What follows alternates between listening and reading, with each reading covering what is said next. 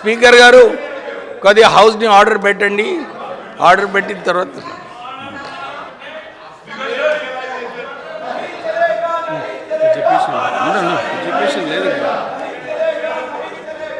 Sir Kaushik Reddy మరి వాళ్ళే 10 ఏళ్ల క్రితం అధికారంలోకి రాగానే రూల్స్ అన్ని ఫ్రేమ్ చేసి ఇక్కడ రావద్దు, కూర్చోబట్టద్దు, ప్లాకార్డులు పట్టద్దు అని డైరెక్ట్గా అసెంబ్లీలో ఫోటో తీసిండు.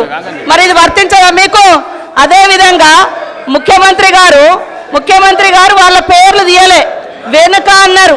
బయట కావచ్చు, లోపల కావచ్చు, సభలో అని కూడా అనలే, వెనుక అన్నాడు. దాన్ని పట్టుకొని వాళ్ళు ఇవాళ చేస్తారు.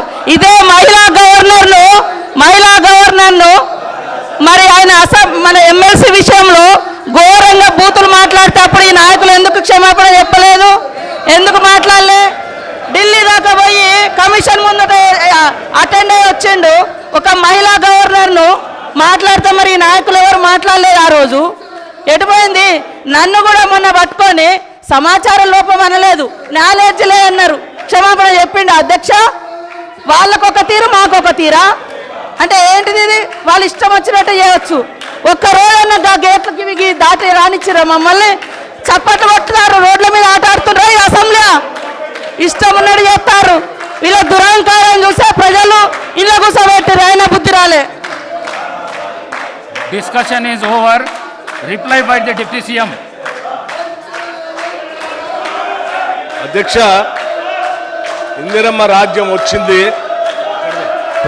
ప్రజాప్రభుత్వం ఏర్పడింది. ప్రజాపాలనలో అన్ని వర్గాల ప్రజలకు ఉపయోగపడే విధమైనటువంటి 2,91,159 కోట్లతో ప్రవేశపెట్టినటువంటి బడ్జెట్ పైన ప్రజలంతా హర్షాతిరేకాలను వ్యక్తపరుస్తూ ఉంటే చూసి తట్టుకోలేక 10 సంవత్సరాలు ఈ రాష్ట్రాన్ని సర్వనాశనం చేసినటువంటి టీఆర్ఎస్ పార్టీ నాయకత్వం సభ మర్యాదలు పాటించకుండా, సభా సాంప్రదాయాలు పాటించకుండా, సభలో విలువలు పాటించకుండా ఈ రకంగా వెల్లోకి వచ్చి అల్లరి చేస్తూ, గొడవ చేస్తూ, చప్పట్లు కొడుతూ ఈ సభ మర్యాదను మంటగలుపుతున్నందుకు నిజంగా నేను చాలా చింతిస్తూ ఉన్నాను అధ్యక్ష. గత 10 ఏళ్ళు అటు సిఎల్పి లీడర్గా, ఎల్ఓపిగా నేను అవతలే కూర్చొని ఉన్నాను. అనేక అవమానాలు చేసిన, అనేక సార్లు మా మైక్ కట్ చేసిన, మా గొంతు కట్ చేసిన, ఏ ఒక్కరోజు కూడా వెల్లోకి వచ్చి ఈ రకంగా మేము ప్రవర్తించలేదు. ఇది ఎందుకు ఈ రకంగా ప్రవర్తిస్తున్నారో ప్రజా వ్యతిరేకంగా తయారైనటువంటి బీఆర్ఎస్ పార్టీ నాయకత్వానికి నేను మరొకసారి విజ్ఞప్తి చేస్తూ ఉన్నాను. దయచేసి మీరు కూర్చోండి, చాలా విషయాలు చెప్పాలి.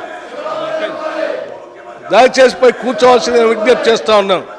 మీరు ఇలాగే చెప్పి అలసిపోయి గొంతు పోతా ఉంది అధ్యక్ష.